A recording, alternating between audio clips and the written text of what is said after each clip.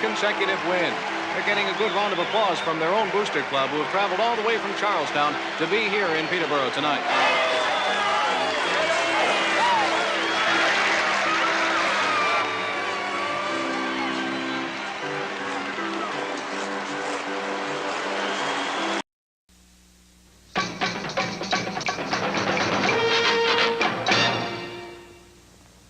Need more energy throughout the day? Looking for a kick to your workout? RockinThatIDLife.com has you covered with delicious flavors you've grown to love in tropical fruit and mixed berry, but now fall in love with the new fruit punch and orange flavors. Try them all at RockinThatIDLife.com.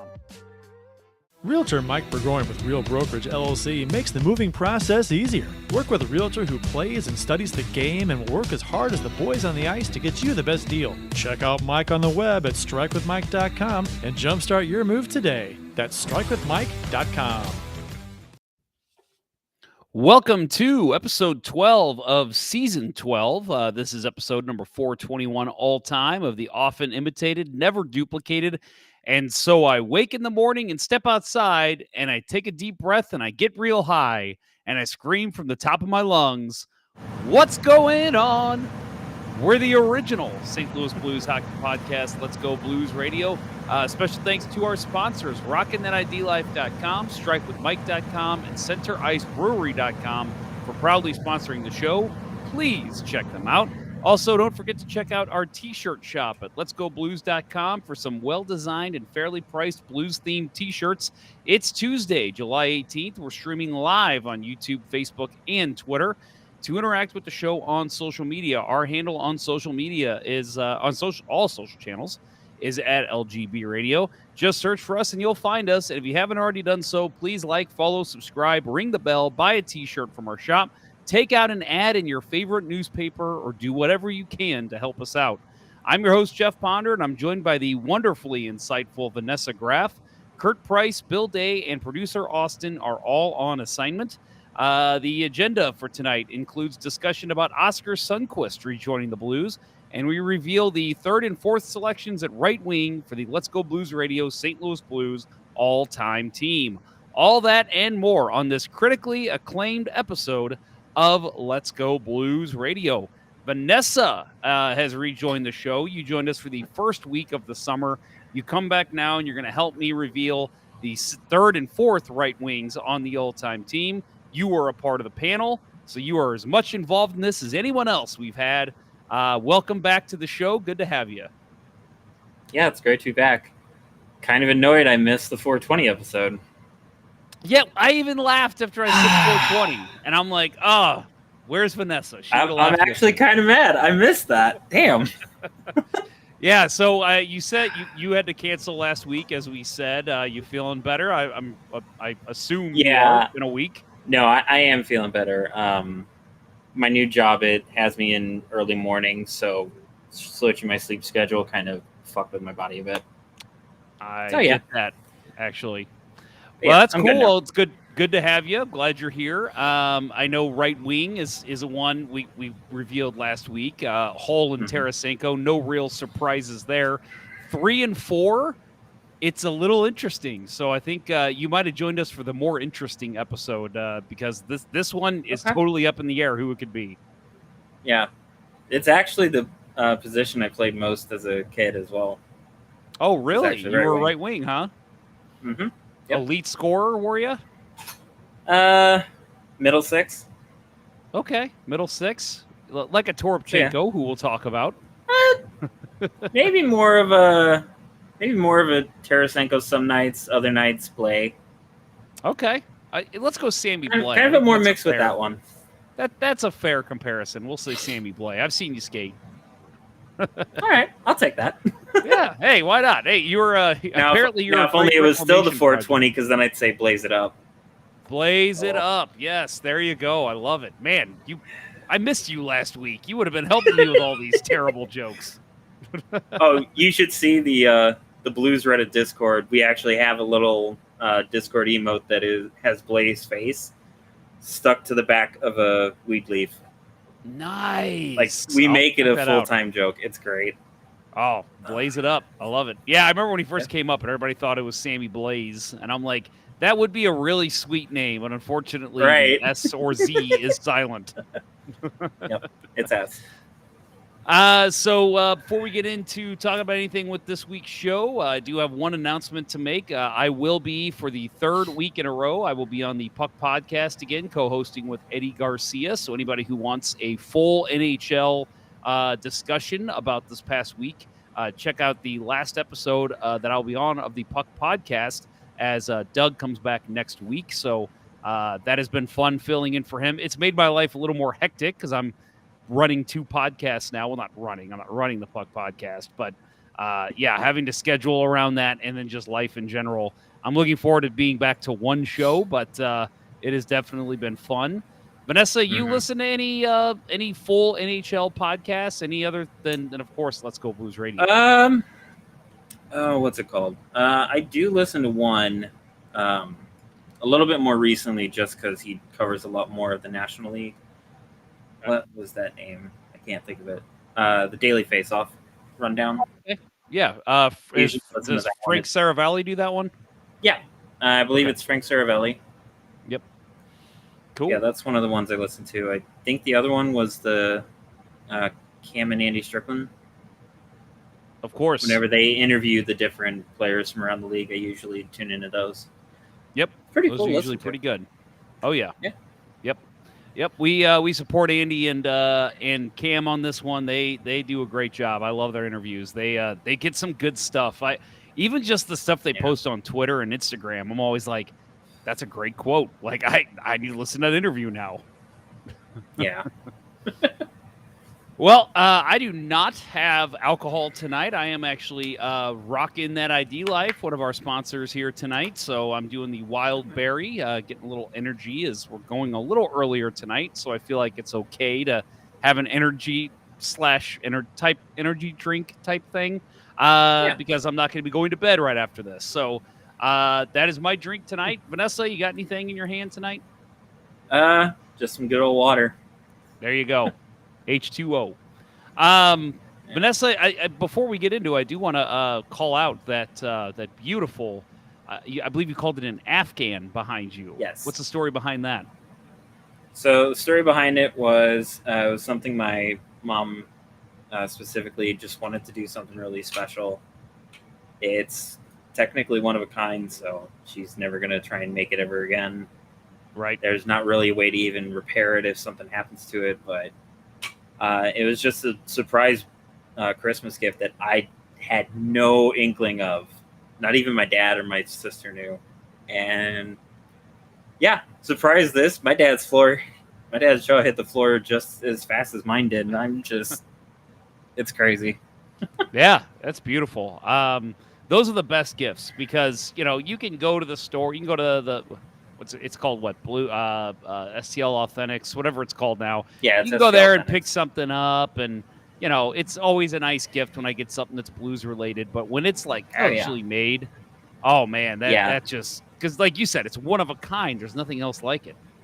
Right. So one thing that I got actually after my father passed away, my sister-in-law actually took a bunch of his old T-shirts and made them into pillows. And so she made one that was one of his favorite blues shirts that he wore all the time. And she gave that one to me. And so I still got it sitting over there. I use it all the time.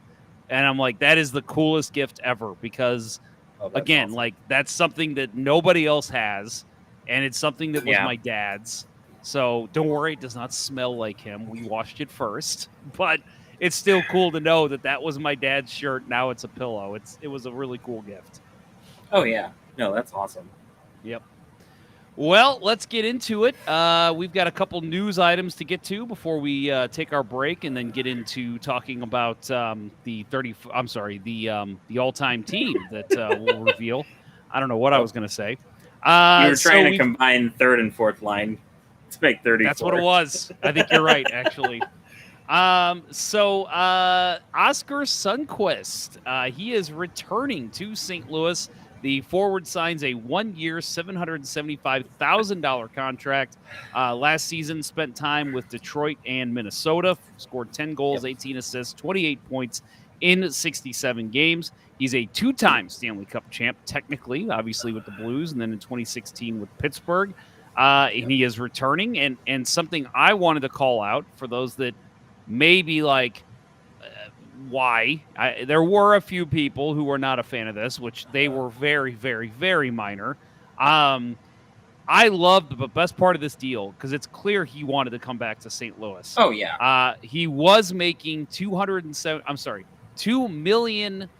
$2.75 million, let's say, AAV on his last deal. He took about a 72% pay cut to come back to St. Louis. And I know it's later in free agency. He probably maybe wasn't going to get that 2.75 again. But, you're telling me he wasn't going to get $1 million, 1.5 somewhere else. Right. He came here because he wanted to be a St. Louis Blue. No, for sure he does. He still owns a house here in the city, in the area. He's been to multiple MLS games, and he's shown it on Twitter. And people have been just crying out for him to please, St. Louis, sign him. Come on. And to me, this is something you need to stabilize the fourth line down the middle. And it kind of allows Alexandrov to learn and be able to step in as needed, which to me actually helps Alexandrov in the long run as well. Yeah, I agree. And I love this, like you said, because I always love people who want to be here, who want to be in St. Louis. David Perron comes to mind. Albert Pujols last year coming back. Yadier Molina saying years ago he wouldn't, if he's going to play in the MLB, it's only for the Cardinals.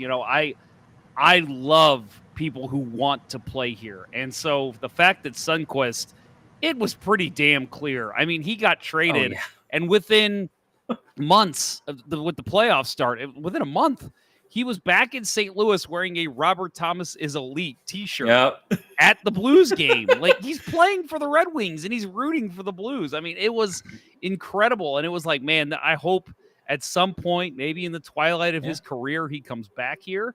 Well, here it is. It's only been, a year since he's been traded? And he's already back with the St. Louis Blues. Yep. I'm so happy. I was elated. People ask me, and I'll ask you the same question, Vanessa, but, who would you want back, Sundqvist or O'Reilly? And for me, it was O'Reilly because I think he has a little bit more to give. But then when I saw the contract that he signed, I'm like, ooh, I'm actually glad the Blues didn't touch that. Now that Oscar Sundqvist comes back and it's the opposite, he signs for a lot less. I'm like, it makes way more sense to have Sundqvist. Okay. So my thing with the O'Reilly versus Sundqvist thing, I don't look at it from a money standpoint because there was a very small chance that we would even land O'Reilly to begin with. Yep. With his pedigree and everything. I feel like his time as a captain, he wasn't able to actually impact play as well as he did when he came over during the 2018-2019 season, and he didn't have that leadership role. He could be a leader without all the responsibility. But I feel like with the responsibility and with the group the Blues had after the Cup run, things just didn't really gel that way in my eyes. Mm-hmm. And to me, I feel like Oscar Sundqvist is more of a player that puts his heart into everything, even if he's playing a small amount of minutes. But at the same time, he's also able to not take on a full leadership role, and you still get a good quality defensive center for a very cheap price, and you're not going to get yourself screwed over possibly from them losing their talent in the next few years, going past their prime and stuff like that. Mm-hmm. The thing with Nashville signing O'Reilly is they're trying to hope that they can bank on maybe he has a couple more good years. He can train some of their younger players. I don't know if he has it. He can barely keep up with most of the fast players in the league right now. Yeah. I don't think he can last a lot longer than the years that he was given. Maybe even that. Yeah. Yeah, I think 4 years was a lot for O'Reilly. I would have said 3. Give me 3 years of O'Reilly and I'm happy. 4, I think that fourth one. Yeah, I would have been much I would have been so much happier if they had done a 3-year deal. That would have been a much safer bet. And that would have told Brian O'Reilly, hey, maintain your health and all this. And yeah, we'll pay you. But he did cash in on a really shitty free agency. Yeah, very underwhelming free agency for sure. Well, let's talk about the actual, the team now, how it looks, and obviously things can easily change. It's July, but I mean, you said it. Having him down the middle, and that's Oscar Sundqvist, is huge. Going into the let's just say going into the draft, the week before the draft, the Blues center depth was not good. It was Thomas, Shen, probably Buchnevich as your third line center, and then Alexandrov, Walker. I don't know who your fourth guy is. And then they go out and get Kevin Hayes. And now it's like, okay, well, this at least allows them, because I think Buchnevich needs to stay on the wing. I get in a pinch letting him play center. Yeah. He is much more effective as a winger. So I'm okay with moving him back. Yeah. Hayes is at third. Now it was like, okay, so I guess Alexandrov's your de facto fourth line center, which is fine. But I was like, man, it'd be nice to have one more piece down there. And they went and got it, Oscar Sundqvist. And I think you're right. I think because Alexandrov, you can still play him on the wing. Obviously, injury happens. He's going to step in too. But right now, excuse me, Alexandrov is your 13th forward, and Oscar Sundqvist is your fourth line center. I think down the middle, the Blues look pretty damn good. They definitely are a lot more just solid. I wouldn't say they're all-star caliber. No. Not with the cap space hell that we have to deal with because of COVID fucking up the gross and everything. But I completely agree. I'm getting really tired of spam calls today. Jesus. But I completely agree that getting Hayes, he's kind of meh, but we're also getting him for a small amount of time. He's just to help pave the way and buffer for some of the younger centers that we have down the line in the minors. And then Sundqvist just provides that stability of, I've been a Blue, I know what it takes, I understand the culture, I can easily gel with everyone in this lineup. Like, you can't go wrong with that. And that honestly solidifies a part of the forward group just didn't have that kind of gelling last year. No, they did not. After the trades, well, actually, even before the trades, they did not look even like before. They were. Like it clicked for a small bit, and then suddenly it just died. Yep, way too quickly. Yep, I agree. No, and I love the way it's looking now. We'll see. I mean, obviously they made some coaching changes, not head coach, but assistant coach, and we'll see what the power play looks like. I know Sundqvist very briefly for a while was actually on the Blues power play that 2019 season. So we'll see. But I mean, still, the way this lineup looks now, I'm even with just the two additions they've made in Hayes and Sundqvist, it just everybody slots in better, and I think they've done a good job at least with the forward group so far. No, I totally agree with that. I really think the major problem with their forward group was a actually competent center, like for every line. Yep. Like no chirp on Buchnevich. He was pretty good, but he has more of a winger mentality. He can do center. Definitely a winger. He can do it very well. He should not be doing it full time.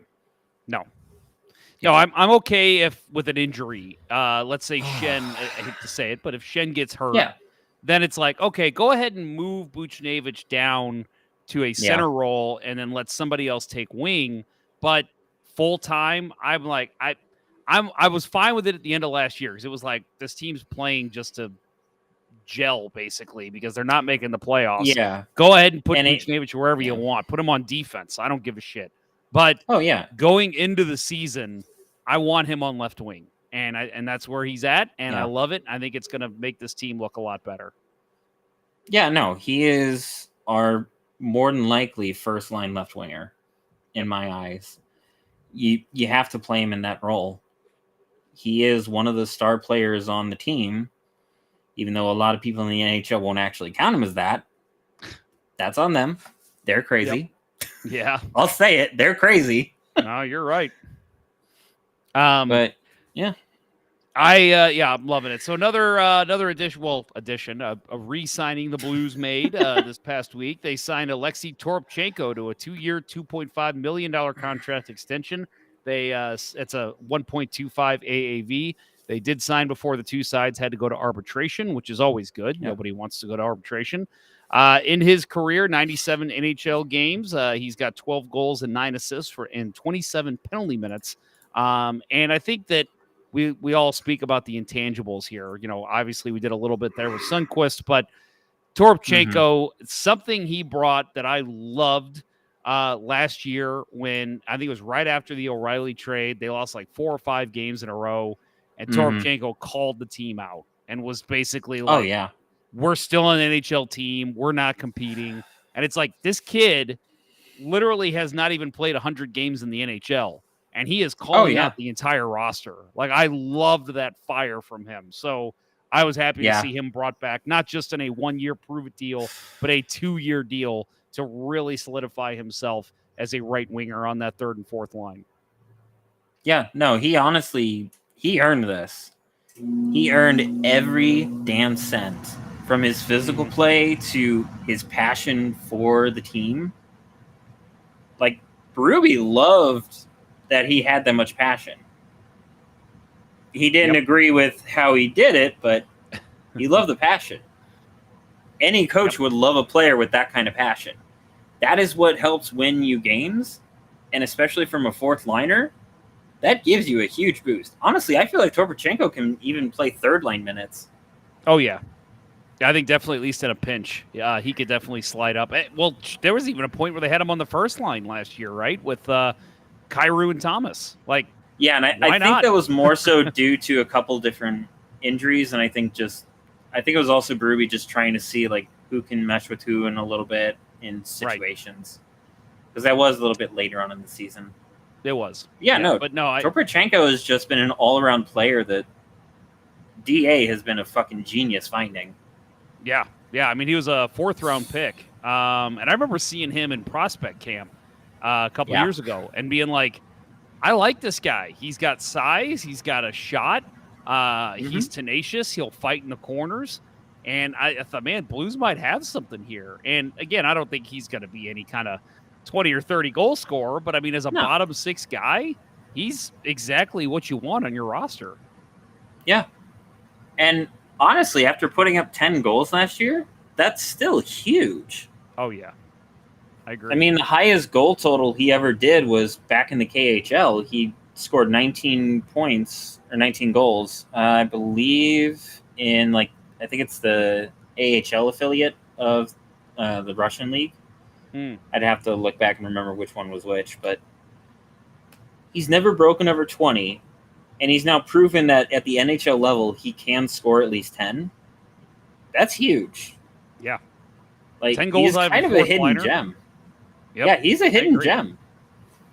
100%. I've loved his game. We were at a game, everybody on this show. We all went to a game against Vancouver at the end of the year, and he scored a real nice goal where he stole the puck and then came in on a breakaway. Oh, yeah. Yeah, I remember that one. And that was right in front of us, and we were like, oh my. Nice. I remember all of us just looking at each other like, whoa. So, I love his fire. I love the way he can just shoot out of a cannon when he gets the puck. And just a guy who doesn't really stop great skating. Yeah, he is so good. So Blues solidifying that 4th line a little bit. I love it. Oh yeah, we've actually nicknamed him Blues Torpedo at the Blues Discord for the subreddit, and we actually have a little emote of a torpedo with his face on it. It's great. Nice, man. You guys have a lot of emotes going. I like. Oh it. yeah, they get creative over there. Yeah, they do. We are going to talk about some past Blues here in a little bit as we reveal the 3rd and 4th right wings of the St. Louis Blues all-time team. But that will come after this break. You are listening to Jeff and Vanessa on Let's Go Blues Radio. We'll return after these messages. Every beer league hockey night, I grab my hockey bag and sticks and throw them in the trunk of my car, and the very next thing I do, I mix up a boost of energy courtesy of RockinThatIDLife.com. It's formulated to break up its delivery in 3 ways, which helps me get through all 3 periods of hockey. Phase 1 provides a rapid onset of energy, concentration, alertness, and motivation. By period 2, I'm receiving a dose of sustained energy, increased focus, metabolism, cognitive function, performance, and feelings of well-being, which I need with the way I play. In Phase 3, I'm getting fatigue protection without jitters and crash, an elevated mood, and a reduction of fluid retention to help me make the big play when it counts. This same triphasic approach helps me when I drink it during work hours or simply just for a pick-me-up when I need it. Try one of the 4 energy flavors by visiting RockinThatIDLife.com, but make sure to email Dustin at RockinThatIDLife@gmail.com and tell him Let's Go Blues Radio sent you to receive an additional 10% off your order. That's RockinThatIDLife.com. Center Ice Brewery is a beer lover's dream for hockey fans. Based in St. Louis, Missouri, owner Steve Albers has been brewing hockey-themed favorites for thirsty sports fans since 2017. From the Beauty IPA to the Old Arena Lager, a cold, frosty, hockey-themed beer is just what the doctor ordered for hockey fans in St. Louis. Make sure to check your local beer store for Center Ice Brewery beer today. LGB. Let's go beer. During the magical 2019 playoff run, I was in the midst of buying my current home. Every time I spoke with my realtor, obviously, home buying was the discussion. But in the back of my mind, I couldn't stop thinking about what was destined to happen for our St. Louis hockey team. If only there were a realtor who could have walked me through the process, held my hand when needed, but was there to be a sounding board when I wanted to complain about a certain hand pass goal. Let realtor Mike Burgoyne with Real Brokerage be that for you. He'll have your needs top of mind as he skates you through the home buying or selling process, dangling you past any obstacles and assisting on all your home goals. Check out strikewithmike.com for more information or give him a call directly at 314-753-4060. That's Mike Burgoyne with Real Brokerage at strikewithmike.com, and that number again is 314-753-4060. Don't forget to tell Mike that Let's Go Blues Radio sent you.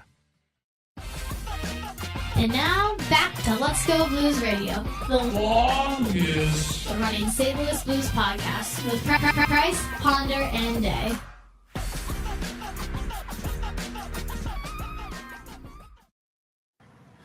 Vanessa, you know what is funny is we went live a couple of weeks ago early. I think it might have been same time, 7:15, 7:30, and we got literally no comments until about 9:15, and then all of a sudden they all coming in, and I'm just like, I tried warning you all that we're going early, we're going live earlier, but I think our audience is just so used to us going live at 9:15, 9:30. So right now we are sitting at 0 comments. We'll see if at the end of the show we get everybody tuning in.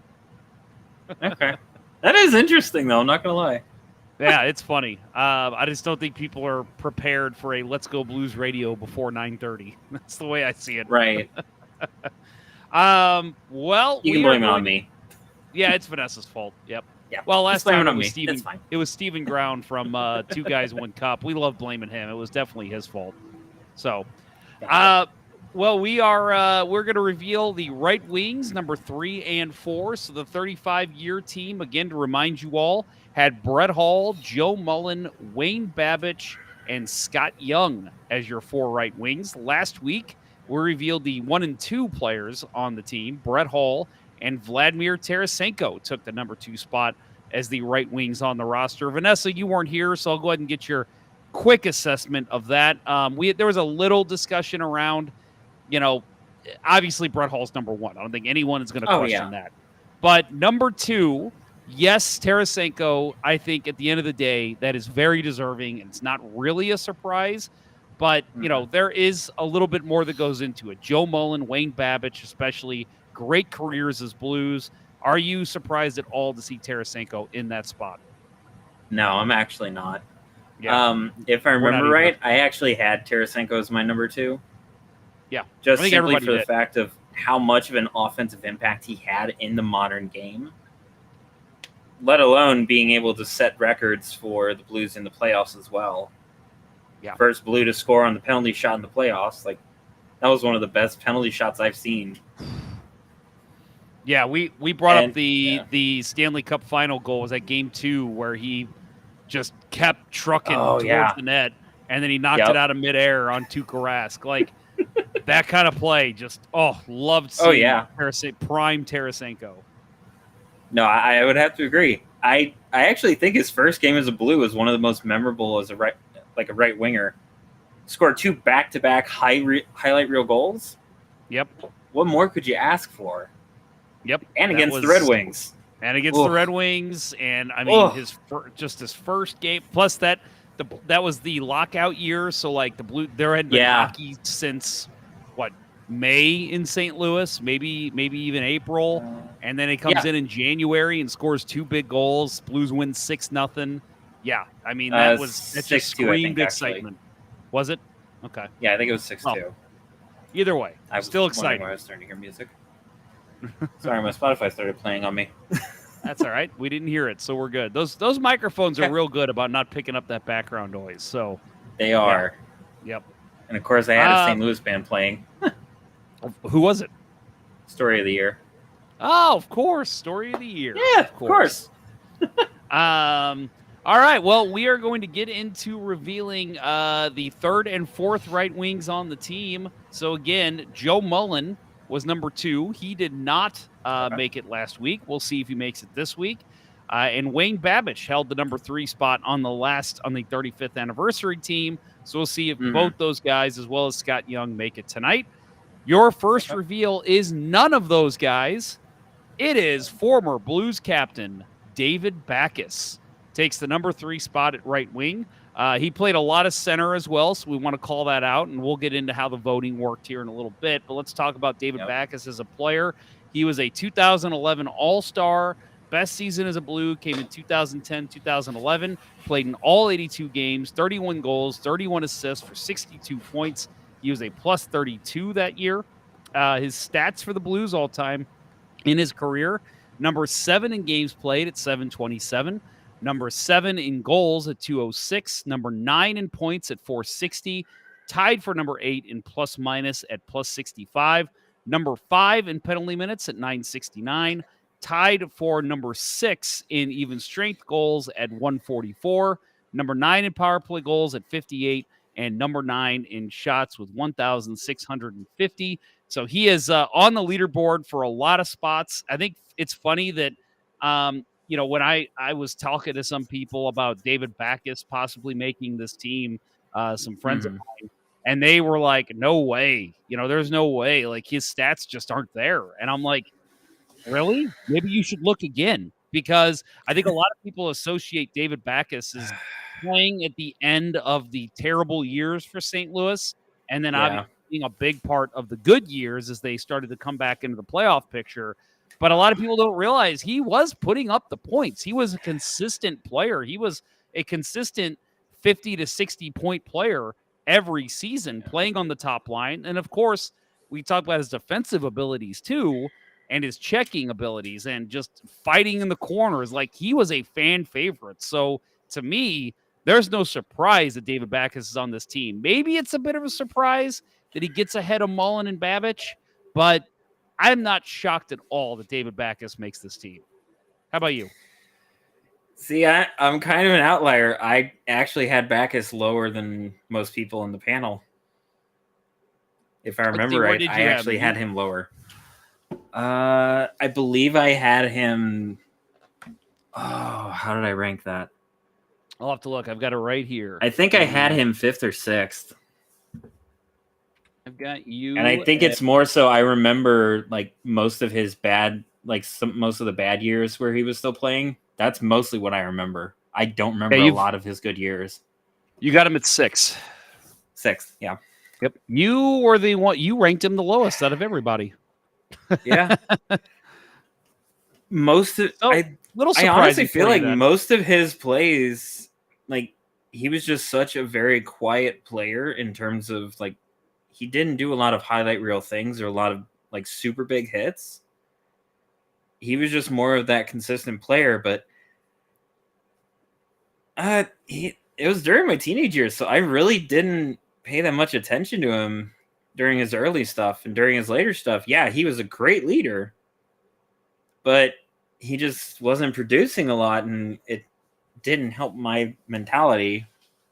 So Yeah, let's talk a little bit about the negative first. So I'll say I liked David Backus overall, but I did used to call him, and it was on this show, I did used to call him a faux first line center because I thought he is a great, don't get me wrong, he is a great player. I love the way he plays the game, but to me, that was why this team couldn't get off over the hump, because it was David Backus is our number one center, no question about it. And it's, a great team would have your more defensive center as your second or third line center.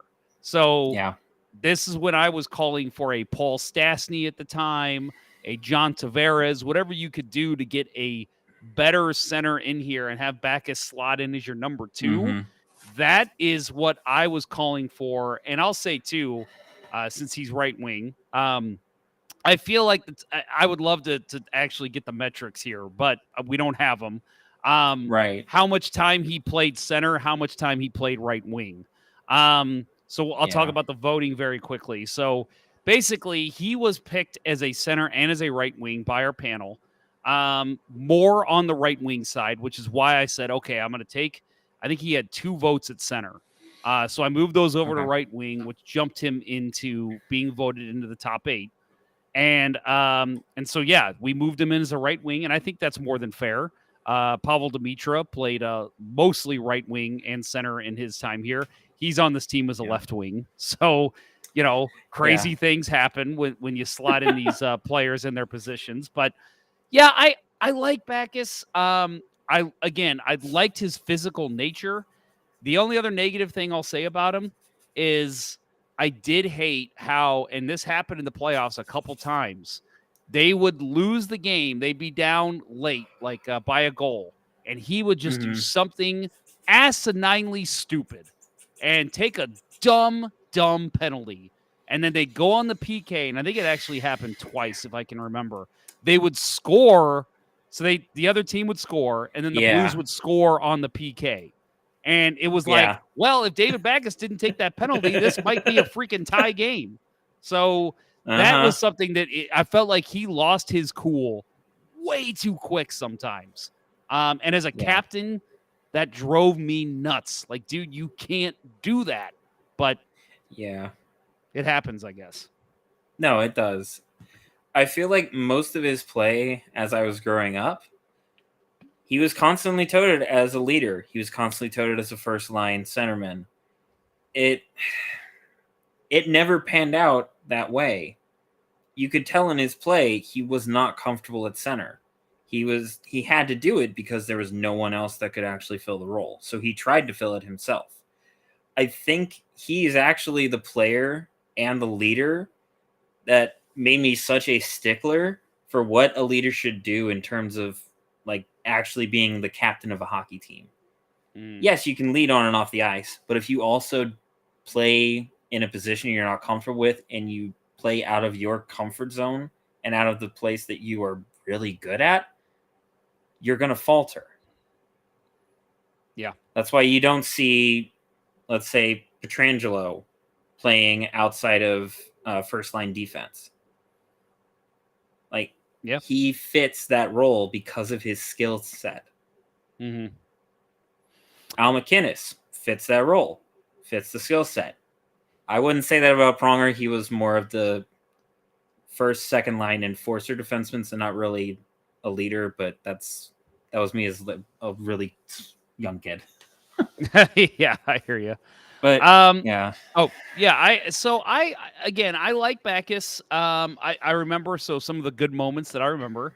I don't know if you remember that 2009 run very well, but he had some great moments that run that they were just awful to start the year, and then they turned it on. I do remember that. Yeah, that was Chris Mason in goal. Mike Weaver Yeah, playing I some do. great I do. defense. Okay. Yeah, friend of the show, Mike Weaver. But David Backes, he had 4 goals. I think that was that season. He had the 4 goals against the Red Wings. That was a big win for the Blues. And then again, like defensively, he was just always on it. I know a lot of Blues fans were always upset that he didn't win a Selke as the best defensive center. I always thought the competition was slightly better than him. And I also think they were more disciplined, which helped with the voting. So I'm actually not going to say he should have won a Selke, but I'm glad he was always in the conversation because I think he was worthy of it. It's just there was a little bit better competition out there for him. But yeah, I loved him as a defensive center. And again, like he had some great moments as a Blue. His hands in front of the net were insane. They were. And I think that this team doesn't make the playoffs consistently with him as captain if he's not around. If he gets hurt, if he gets traded, he was a big part of this team. So again, I have no problem with David Backes in this role. It's a little surprising that he beat out some of these guys, but to be at this spot, I think it's deserved for David Backes. Yeah. Who did I have listed as third on my thing? I can't remember who I put there. Let's see. You had Miss Graf. Let's see. You had TJ Oshie as your number 3. Okay. I thought I had him a little lower. Okay. Yeah, you had who was Hall, Tarasenko, Oshie, Young, and Babbage, and then Backes. I had Young before Babbage. I thought I had Babbage before Young. Okay. Yep. Yeah. Okay. That's how you ranked it. And hey, Scott Young had some insane years here, so I don't blame you putting him higher. Yeah. I was a big fan. I've got his jersey. I'm a big fan of Scott Young, so I had no problem with that. All right. All right. So let's move on to our next pick. So again, we've got some of the names that have not been picked yet. We've got Wayne Babbage, Joey Mullen, TJ Oshie, Greg Pazlowski, and Scott Young all left. So who makes it here in the final spot at right wing? It might not be who you expect. Vanessa, maybe you, but others maybe not. Huh? TJ Oshie takes the 4th line right wing here for the team. He is a 2020 All-Star, but that was, again, obviously with the Capitals. His best season as a Blue came in 2013-14. He scored in 79 games played, 21 goals, 39 assists, 60 points, and it was like plus 19.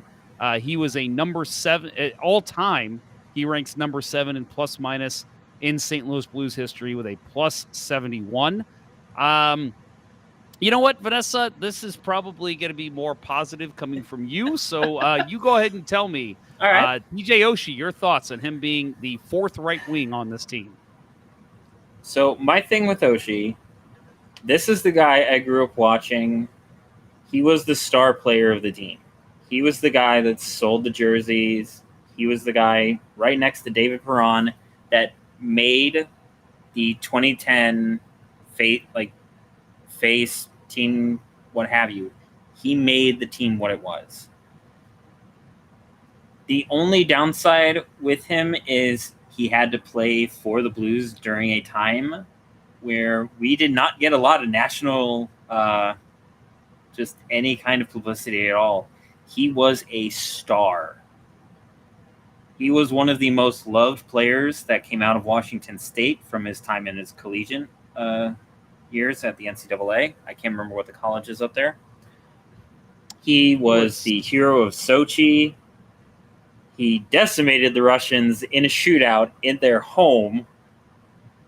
And just, it gave me feelings of Miracle on Ice with him just staring down. I can't remember who the Russian goalie was. I want to say it was Brizgalov, but I think I'm wrong. That sounds right. Just him staring down from center ice, just staring down the Russian goalie. That picture sent chills down my spine when I saw it. You could count on him every night to make some kind of highlight play, be a hit, especially a reverse hit. He was one of my favorite players whenever someone would try and come up behind him and try and take him out of the play, and he just straight up reverse hit perfectly. Rick Nash knows better than anybody. That happened to Rick Nash a couple times. Oh yeah, Yep. yeah. Yep. What was that? 2 times in one game or 3 times? Yeah, I think it was 2 times in one game. Yeah, he was just an all around, just really good forward player. I really wish that St. Louis was a bigger market team. It would have been so much better for him. But it is what it is. He was able to get to a much better market team in terms of just size. He wins the cup, and I feel like he actually ends the curse for the Blues and gives us that first step towards actually breaking ours and finally getting it. Yeah. But maybe. I mean, he was the first line winger while Tarasenko was still growing. And then when he leaves to find his own path on a new team, that gives Tarasenko the chance to become that star first line player that he ends up becoming. By the way, the Russian goalie was Sergei Bobrovsky. Bobrovsky. Okay. Yep. I actually forgot Who that also too. just lost the Stanley Cup. Ooh. Yes, that's true. That's true. I really was pulling for Matthew Tkachuk to win it. I really I was too. I think all of St. Louis was. Although there was an article in The Athletic that said, I remember it was like, and they do this every year, you know, who each team's fans should be rooting for. And like, they had St. Louis rooting for Vegas. I'm like, no, we're rooting for Matthew Tkachuk, man. Come on. Yeah. Plus, we don't want Vegas to win. No, Vegas stole Pietrangelo. No. Yeah, we didn't want that. Even though Doug Armstrong also kind of fucked that up, but yeah, that's also just the dealings of negotiating contracts. That's true. So Winning Unlimited here in the chat. Welcome, Winning Unlimited. He says Rick Nash and Oshie with a laughing emoji. So yes, that was something we will all remember. And I'll tell you, my favorite memory of TJ Oshie was like you said it with the was it 2014 the shootout. For me, it was a great day because we were actually moving the next day. We were living in Dallas. We were moving back to St. Louis, and we were very excited to hit the road and go. But with the game coming up the next morning, I think it was morning, right? Wasn't it like 8 a.m.? We were packing up this freight and all this stuff, and I thought, you know what? We have to leave a TV because I need to be able to see the game. So I made sure that like all we had in the house was our blow-up mattress, something for my son to sleep on, and a TV. That's all we had because that was like this way we can watch the game. And we literally we woke up that morning. We sat in the middle of the living room with no furniture and just watched the whole game. And I will remember that until the day I die because we jumped up and down and celebrated like idiots. I'm sure there was people because we were on the 3rd floor of an apartment. I'm sure there was people going, "What are these people screaming about at 10 a.m.?" So that's one of my favorite memories. And for him to do that as a St. Louis Blue was very special. So that was a great moment. It very was. Yeah. Honestly, it's my most memorable just image of him. Like I said, just that picture, it spoke 1,000 words. Yep, it did. All right, so I will say, and if for those that have listened to this show long enough, when TJ Oshie was here, and I know this is not the popular opinion, I was not a TJ Oshie fan. I appreciated his skill. Like you, I loved the reverse hits. I thought he was great at that. But man, his skating drove me insane. He would because he would try to do these crazy crosses and turns, and he would just fall. And it's just, dude, just stay on your feet. You're an NHL player. It drove me nuts.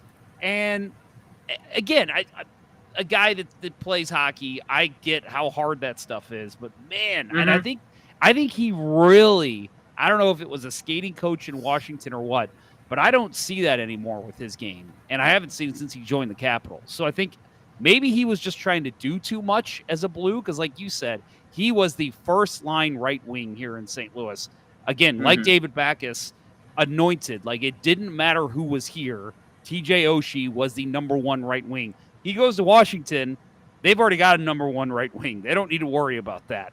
So he's maybe the pressure came off him a little bit more, and now I appreciate him more as a player. But I just was not a big Oshie fan. That top line of Backes, Oshie, Steen, again, individually, all great players. I didn't understand why that had to be the line. Like, that was always the go-to for Hitchcock. And it was like, again, you break those guys up, you get in another first-line center, maybe even another, bring Tarasenko up a little further into the depth chart. Maybe that you get a different feel. But, like, for me, when your top line is all putting up 50 points, that's not a top line. That's a second line. No. So, yeah, there was a lot of that. And a lot of it was probably just coaching. But still, I was not the biggest Oshie fan. When he was traded, I don't want to say I celebrated, because I did not, but I did like the trade. I thought, okay, this forces them to at least look at Tarasenko as a number one right wing, which they clearly did right away. Yeah. So that was, I don't know. For me, Vanessa, I hate saying this. I don't like him making this team. I think you look at some of the other players, and I've got the stats right here. Backes and Oshie, let's just go by goals. 206 goals for Backes, Oshie 110. Backes was in 727 games, Oshie in 443. Joey Mullen had 151 goals in just 301 games. And we're talking different eras here, so let's call that out too. Right. But Wayne Babbage, 155 goals in 396 games. Points, Babbage and Mullen were both, well, Mullen was over a point a game as a Blue. Babbage was almost a point a game as a Blue. And I just look at that and I say, man, these guys not on this team, and Oshie is the one beating them out.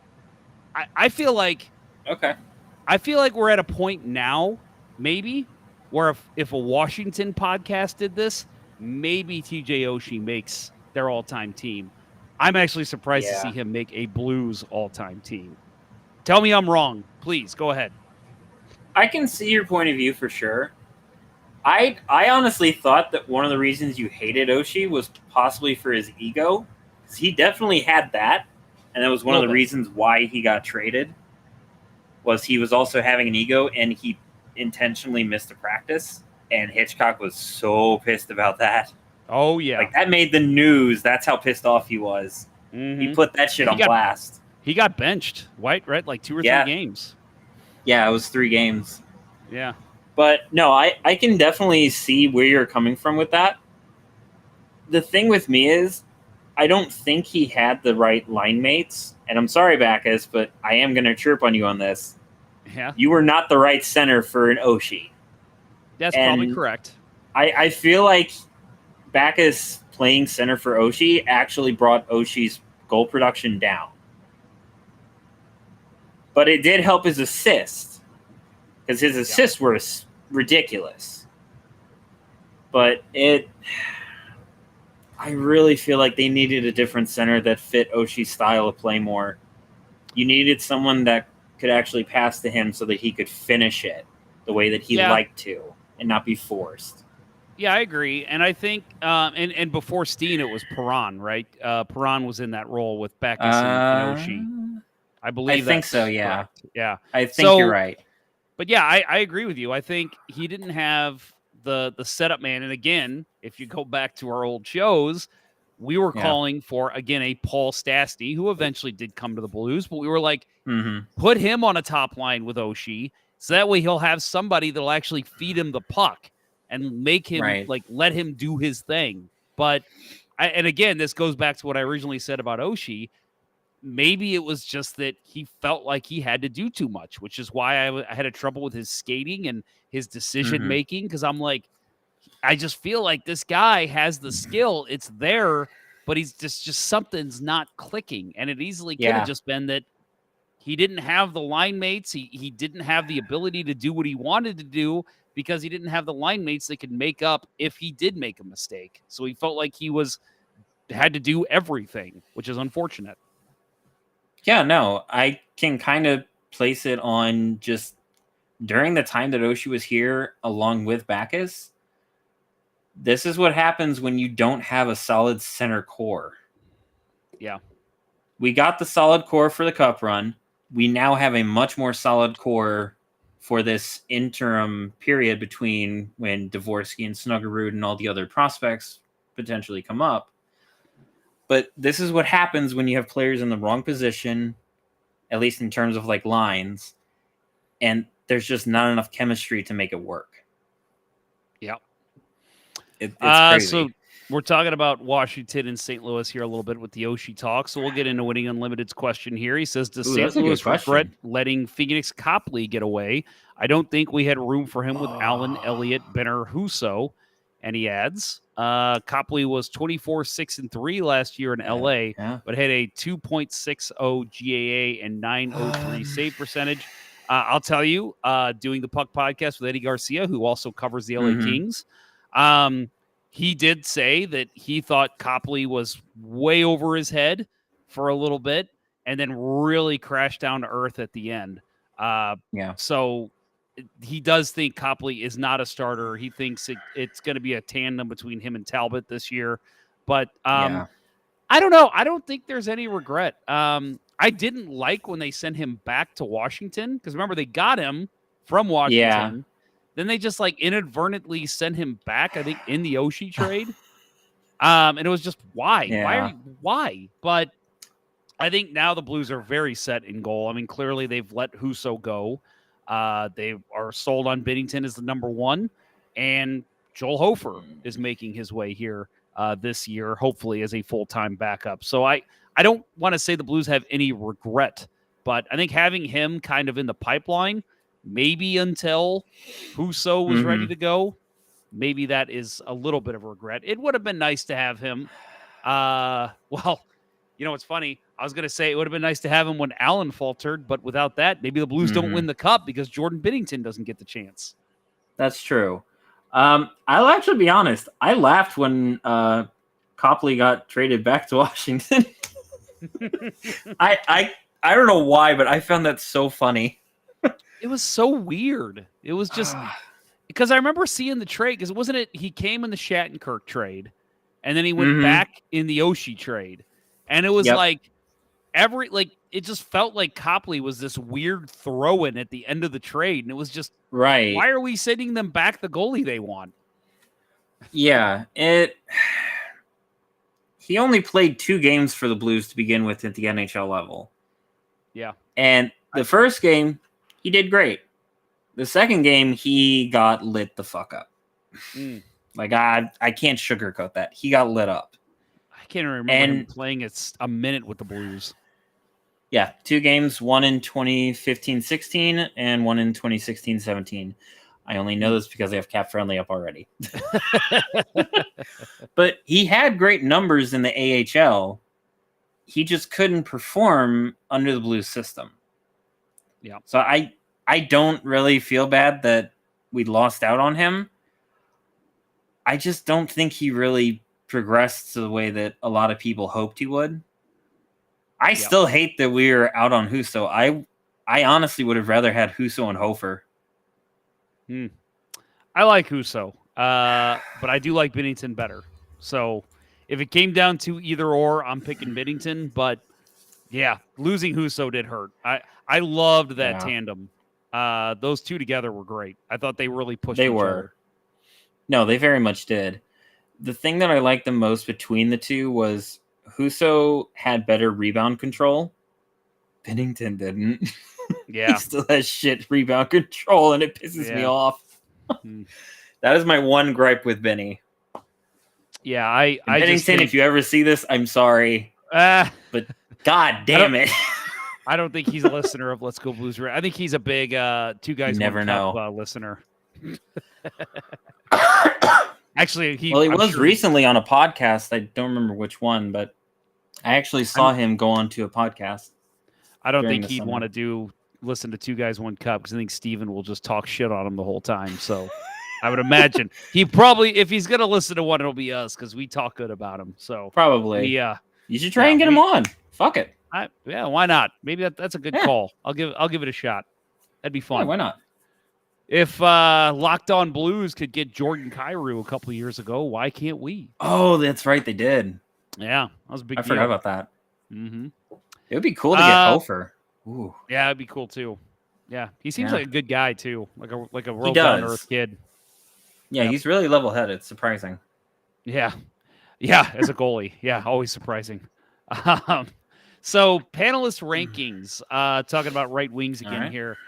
So let's go through those very quick. So number 1, we had Brett Hull. Number 2, Vladimir Tarasenko. Number 3, David Backes. So we actually hit with what the fans voted. Our rankings had those 3 as 1, 2, 3. This is where it gets interesting, is we had number 4 as Joe Mullen, number 5 as Wayne Babbage, then number 6, TJ Oshie, number 7, Scott Young, and number 8, Greg Pazlowski. So not as crazy as a jump as we saw with left wing. I don't know if you saw any of our left wing shows, Vanessa. That got weird very quickly. I don't doubt it. Shanahan didn't make the team. Alexander Steen didn't make the team. Those were shocks. But did Turgeon make the team, or we don't know yet. That is up for debate. We'll do centers probably starting next week. Yep. So I will say he did do very well in the poll. So we will see if he ends I up do have a story for him if you want me to join on that one. You want to go ahead and share it now? Go ahead. Yeah, sure. I believe I was 9 or 10, but I actually played against Pierre Turgeon's son when he played on the Chesterfield Falcons. Very nice. The North Valley North Stars were still a thing. Drawing a blank on his son's name. What is it? I can't remember it either. All I remember is during that game, he was being the biggest asshole on the ice. I swear to you. Like, he was tripping people and getting away with it so much. And I just got so fed up. I scored 2 goals that game. Nice. Bunch of them was just cleaning up the trash in front of the net. And I think it was like last 10 minutes of the third, if I remember right.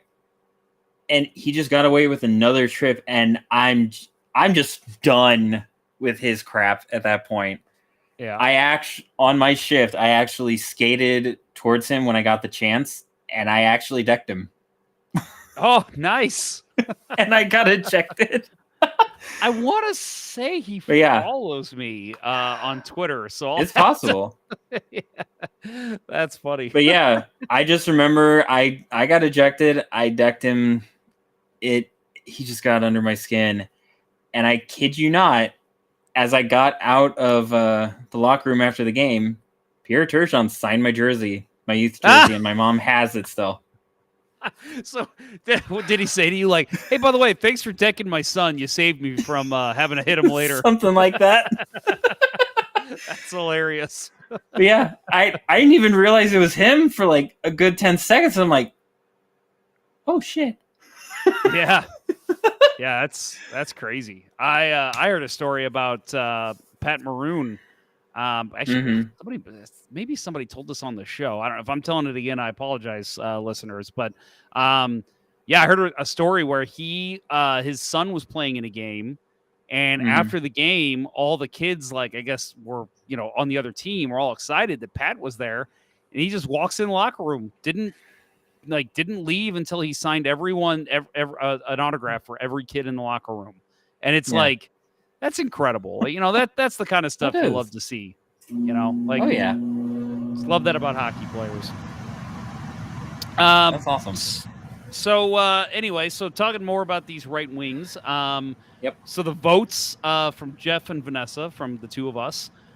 So again, remember that when we originally were voting who we wanted on this team or who wanted to be considered for the team, we left out the 35-year team. So Brett Hull, Joe Mullen, Wayne Babbage, and Scott Young were all already in.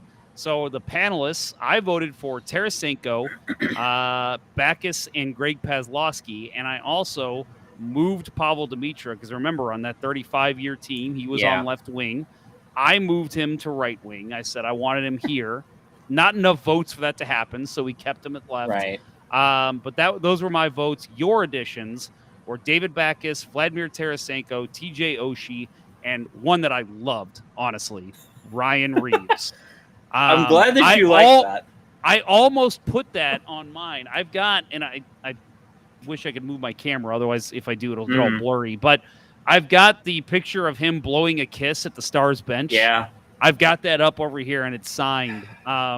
One of my favorite moments in recent memory for the Blues. Like I loved Ryan Reeves. I'm glad he's still in the NHL. Yeah. So yeah, when I saw that, because I so badly wanted to put him on my team too, but I'm like, I was like, Greg Paslowski, man, that dude, he put in some great times for the Blues. Obviously, part of the '86 Miracle team. So yeah, I love that pick. Good call with Ryan Reeves. Oh yeah, no, I've loved Reaver for ever since he came up. I've just loved his play. I still hope that maybe he'll come back, sign with the Blues, and retire with them.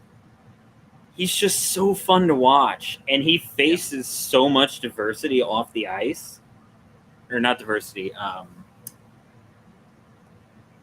can't think of the word. But he just faces so much crap off the ice, and he just takes it in stride. And like you said, the picture when he fought that Dallas Star and just, it was just poetic. I remember just standing up in my living room when he did that and just laughing and just being like, yep. I love this guy. I love him. Like, sign him to a lifetime contract. Don't let him go. Yeah. No, Ryan Reeves is just a heart and soul player, and I love him for it. Yep, me too. So other players consider. We'll go through a couple names here that we've already mentioned. So we've got Wayne Babbage, Joe Mullen, Greg Paslowski, Scott Young, Pavel Dimitra, Gary Sabarin, Travis McKegney, Nelson Emerson, Frank St. Marseille, Brad Boys, Jordan Kyrou, Kelly Chase, Dallas Drake, Jamal Mayers. All got at least a vote from our panel. A couple names that are definitely kind of hilarious to hear. I'll admit I did consider Brad Boys for my team because, or at least for my submissions, because he actually did have some great point totals here for the Blues. Obviously had a couple 40-goal seasons. I was a little surprised that Jordan Kyrou's name was thrown in. I believe he got 2 votes. I'll have to check that. Kelly Chase, which that goes to me like a Plager pick. Not that the Plagers aren't deserving, but Kelly Chase, a guy that is a St. Louisan through and through at this point, and we love him for it. So I think that kind of ties into a vote there. And then more bruisers, Dallas Drake, Jamal Mayers. Interesting names. Any names you see in there that kind of shock you as to who made it? Well, for one, I wouldn't call Dallas Drake a bruiser. That's true. I would definitely say the Brad Boys one kind of surprises me because he was like one of the better point producers on a really shitty number of Blues seasons. Yeah. But I'm kind of surprised on the Jamal Mayers. I actually forgot that he was a winger. Yeah. I'm not going to lie. Yeah, he came up as a center, I believe, but they moved him to right wing after, I think, a season. But yeah, I love another player. I love Jamal Mayers. We always used to joke about Jamal Mayers, and this is not a knock on him, that every single goal he scored, they used to have these highlight packages they'd show at games, right? Like, and this was during the lean years. And I remember they had a Jamal Mayers highlight package, and it was literally skates up the right wing, slap shot, goal. Skates up the right wing, slap shot, goal. Fight, hit, fight. Skates up the right wing, slap shot, goal. And it was like every one of his goals was the exact same, but it worked. I mean, he was a guy. I mean, he didn't score a ton of goals, but like when he did, it was like, yeah, well, that's how Jamal does it. So that's interesting. I'm not gonna lie. But yeah, a couple of I was surprised with Jordan Kyrou already. I mean, I think when it's all said and done, if he stays a Blue, There's a good chance he'd be on this team in 10, 15 years. I was a little surprised to see it so soon. But again, that was, 1 or 2 votes. I'll have to take a look here. Right. Let's see. Oh, I've got the wrong thing open. All right, let me see. Cairo. Enjoy this brief intermission, folks. Yeah, 1 vote. And I'll go ahead and say who it was because, it was surprising. Lou Korak of NHL.com. Really? It had Jordan Kyrou. So, wow. That was a little surprising. Yep. I'm kind of intrigued by that. Yeah, I actually need to get his take on that and ask him why exactly he feels Kyrou belongs there. That's a very interesting take. Okay. Also want to add that we did actually have to have a tiebreaker vote for Greg Pazlowski making this team. Or not a team, but selection, being able to be involved in the Twitter polls. Yeah. It was between him and Gary Sabarin to make the final 8. It goes down to a Let's Go Blues Radio team vote. So between me, Kurt, Bill, and Austin, we voted in Pazlowski to be included. But yeah, Gary Sabarin was right there. And I think there was even people that commented in the Twitter polls that were like, why no Gary Sabarin? And it was like, well, he almost made it, but because of Let's Go Blues Radio, we didn't let him make it. I will be honest. I actually have no clue who Sabarin is. I've never heard the name. Very, very long time before you and I were even born. So that would be why. Okay. Yeah, because I've heard a lot of different names from way back in blues history, but that one I've never actually heard.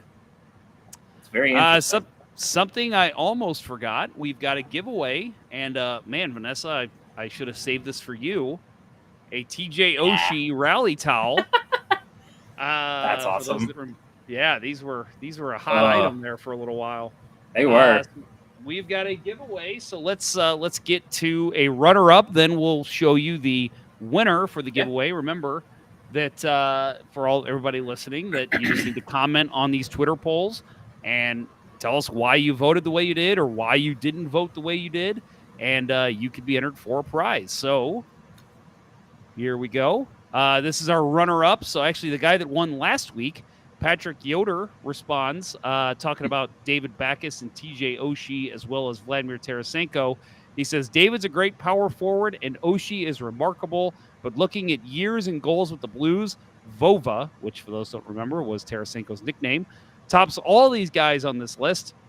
He helped in the Blues' first cup. His career ended here on a sour note, but he's always been cordial and professional, being good to fans, but also all the all-star appearances, plus being the only Blues to make the EA NHL cover back in 2017 should assuage the whole trade request debacle. But if anything, even though he may not be a future Hall of Famer, he was the next generation of Blues fans' Brett Hull. Just look at this. And it's he posted some pictures. I don't know if these were from him or if he pulled them from online, but it's of a young boy. And I'm guessing this is at the parade, wearing his Tarasenko jersey and seeing Tarasenko, and then Tarasenko giving him a big hug, and the kid is just in tears. So, a beautiful image. Loved this. And I know I saw this before, so again, I don't know if this was Patrick's personal image he shared before, if this was something else. But still, beautiful imagery here. Thank you, Patrick, for sharing. I also want to add, he is not the only Blue to make the EA NHL cover. Vanessa, do you know the other Blues player that made the cover of the EA NHL games? A little trivia here for you. Wasn't it Pronger or McInnes? It was Chris Pronger. You want to take a stab at the year? That would be... Oh, that was the early 2000s. That's correct. God, now I have to really go back in memory bank. I want to say 2002 or 2003. It was 2000. So that was the year that he ended up winning the Hart and the Norris. Okay, that's what it was. Yep. Anyway, so and I will add that Patrick did correct himself in a later tweet, but just I don't have the. We don't have the space to show all of his tweets with this. So that was the most important. I will point out that kid is wearing one of the coolest Blues jerseys to ever come out. I love those jerseys. With the arch logo. Yep, those were cool. I like those too. Yeah. Unfortunately, I don't think we'll see them come back in the Stillman era. He was not for a while. Those were created by Bill Laurie, right? The owner before Bill Laurie, right? I think that was the name. I don't know. Or no, it's Dave Checketts. It was Checketts. Or yeah, it was Checketts. That's right. Laurie was earlier. No, Dave Checketts and him had quite the beef, and this was a Dave Checketts commissioned jersey. So the rumor is, as long as Stillman's an owner, we will never see those jerseys again, which is unfortunate. Gotcha. But it's also hopefully funny in that jersey was one of the top 3 alternates that was ever made. Oh yeah, that's a beauty. I love that one too. So that really makes Stillman mad. Yep. All right, well, let's get to the winner of our giveaway. This is from Joe Sobek, and I thought he just put it so delicately and so easy.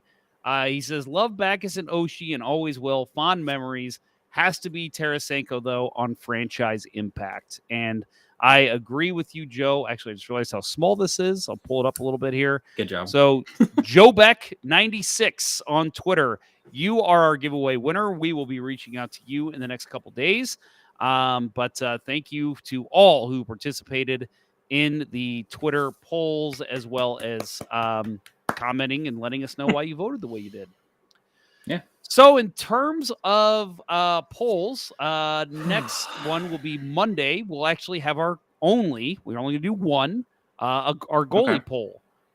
Should be revealed sometime midday. The 2 top finishers of the 4 will make the club. So let's see. I should have written this down. And you got to remember, goalies have such a torrid history with the Blues franchise. Exactly. Yep. Oh, so on the 35th anniversary team, so we do know 2 goalies that will be on the poll will be Curtis Joseph and Glenn Hall. We'll see who the other 2 are. I know Binnington's up there. Liut, Jake Allen has gotten some votes. So it'll be interesting. Grant Fior is another one that's gotten some votes. So it'll be interesting to see. I do not believe anybody voted for Osgood so far. I don't have all the votes in yet from our panel. Okay. But I'll tell you who is. I do like me some Cujo, though. So right now, obviously Joseph and Hall, but we've also have Binnington, Elliott, Allen, Fior, and Liut. Those are the other ones that have gotten votes. So we'll see between those 5 who ends up making it with Joseph and Hall into the Twitter poll. Yeah. Darn it's for not no Phoenix Copley. Darn for no pity vote for Roman Turco. Oh God. Roman Turek. Jesus. Or Brent Johnson. Or Brent Johnson votes. Sanford. Curtis Sanford, friend of the show, Curtis Sanford. We love some Curtis Sanford on this show. So currently, if you are interested in what the Twitter poll is right now, Sunday will be the last day. It is the second poll of the centers. So within that, and it's actually a very tight race, Ryan O'Reilly, Adam Oates, Gary Unger, and Braden Shen. You can make a case for all 4 of those guys being on the team. So, yeah, that's a no great. Turgeon. Turgeon was on the first poll. So he was already involved, and I must have missed that then. Yeah, we'll see if he makes the team. But he was on it with what was the last one? Let me take a quick look here. So the first center poll was Federico, Red Berenson, Pierre Turgeon, and Doug Gilmour. That was the first God, that's a tight one. They're all tight. Center is very tough.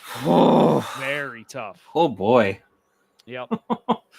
So remember on Twitter, and then make sure you have your comments shared on Twitter. So you want to comment on those polls to be updated or to be included in the possible giveaway. If you're not on Twitter and you just want to comment on Facebook, we do post a link to the Twitter poll on our Facebook page. So just comment on that Facebook post if you want. Just comment, say why you voted the way you did or why you didn't vote for a certain player. And your comment could be featured on the show, as you saw a couple of them tonight.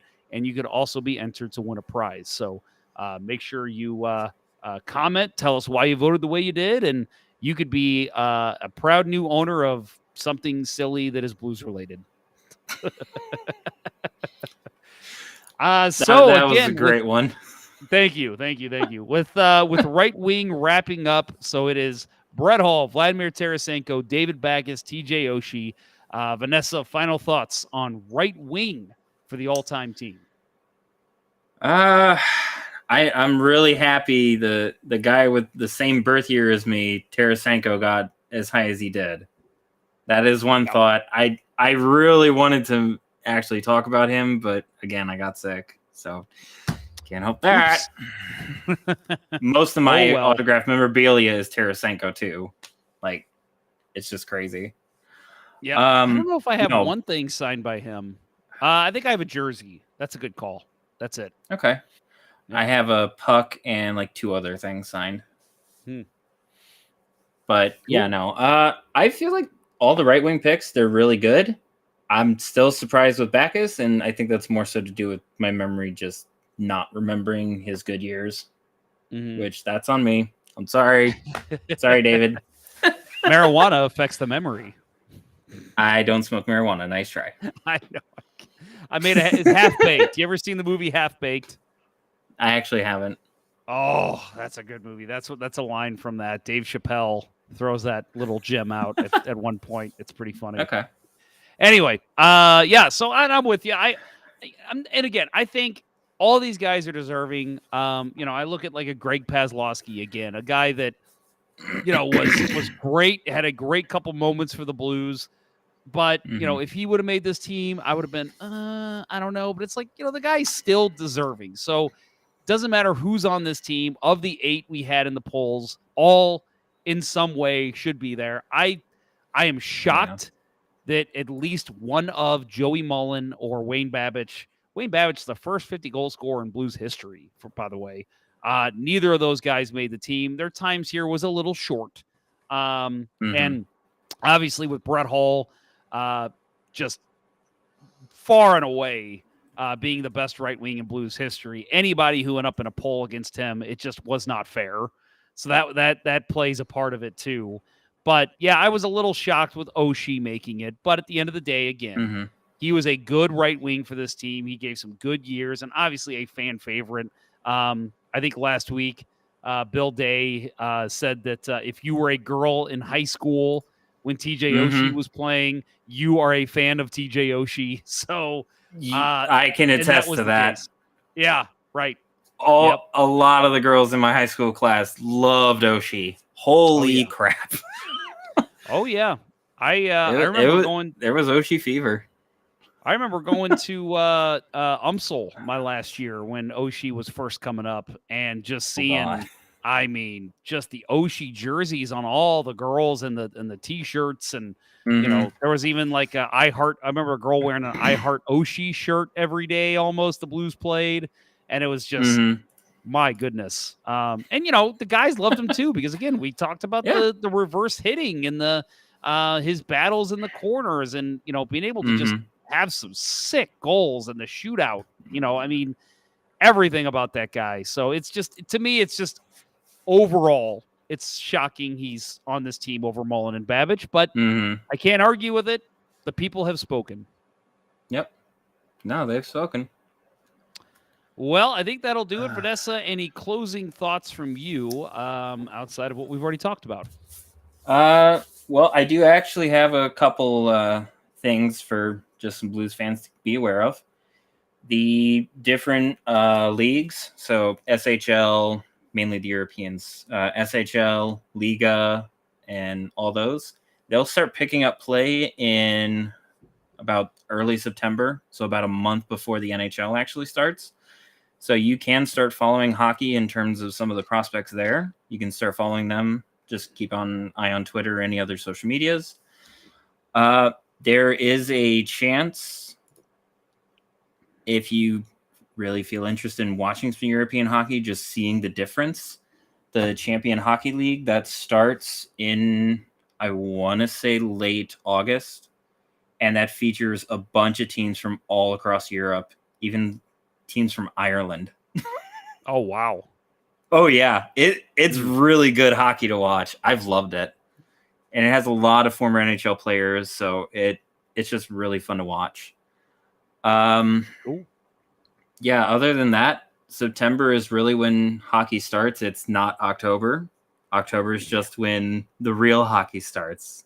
The top league starts. So just keep that in mind.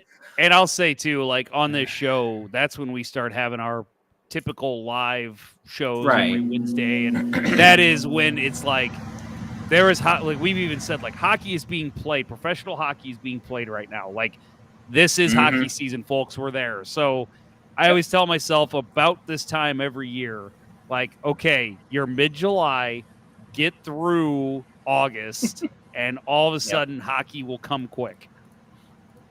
So we're getting there. Yeah. But yeah, other than that, have a good, safe summer, and hockey's almost here. We'll get through all this crazy weather. We'll get through it, and we will get to the new season. Hopefully it's better than last year, but this isn't interim, in my opinion.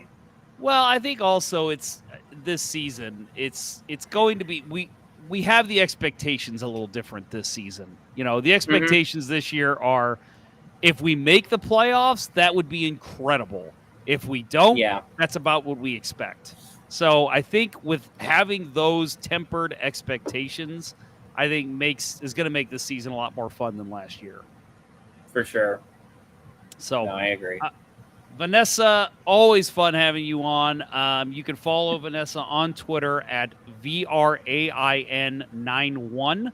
And always good talking to you, Vanessa. I appreciate you hopping on. Missed you last week, but I'm glad we were able to get you this week. Again, thank you. And thank you again for being a member of the panel and helping us out with this whole project, too. Yeah, no, it's not a problem. I've enjoyed it. Yep, been fun. Well, all right, support for Let's Go Blues Radio is brought to you in part by ID Life, the world's only truly personalized vitamin platform based on a health assessment of your DNA. Visit rockinthatidlife.com for more information. That's rockinthatidlife.com and get 10% off by emailing Dustin at rockinthatidlife@gmail.com and telling him Let's Go Blues Radio sent you. And by Mike Burgoyne from Real Brokerage Realty. Visit strikewithmike.com today for all of your home buying and selling needs. That's strikewithmike.com. And by Center Ice Brewery, St. Louis's tasty hockey-themed beer. Check out your local vendors or your local beer vendors for availability. That's Center Ice Brewery beer. Please drink responsibly. That will wrap up episode 12 of season 12 of the original St. Louis Blues hockey podcast, Let's Go Blues Radio. Thanks for listening, and thank you to those who participated in the YouTube and Facebook live chats during the show. We hope you all enjoyed it as much as we've enjoyed bringing it to you. For Vanessa Graff, Kurt Price, Bill Day, and producer Austin. Did I call you Vanessa? You did? What did I call you a couple weeks ago? Stephanie, I think? Yeah, because you thought it was Stephanie Graff.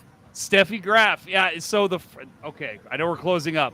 But one last story. The first time I ever had you on, I was on our Slack channel, and I was telling my coworkers, I'm like, or the co-hosts, I was telling them, I'm like, hey guys, I got a co-host for tonight, or whatever it was, a couple nights, whatever.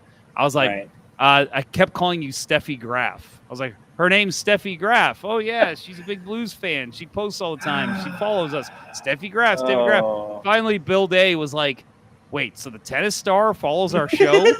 And I'm like, oh, no, it's Vanessa. Shit. Yep. Oh, man. So, that's where funny. that comes from. All right. I had a feeling it had something to do with the tennis player, because she's from the same region that my dad's side of the family is from to begin with. Okay. For Germany. So I always have to keep an eye on that because I know very much about that. That's funny. Well, there you go. All right. Well, for Vanessa or Steffi Graff, Kurt Price, Bill Day, and producer Austin, I'm Jeff Ponder, and this was Let's Go Blues Radio. Until next time, everyone, let's go Blues. Vanessa, give me a Let's Go Blues. Let's go Blues.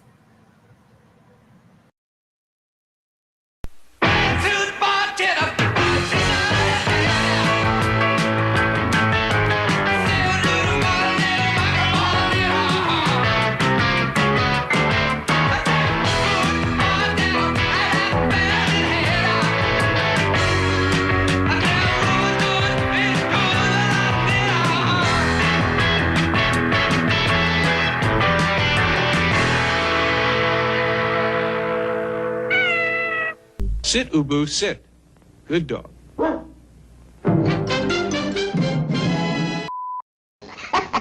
You thought I was going to say son of a bitch, didn't you?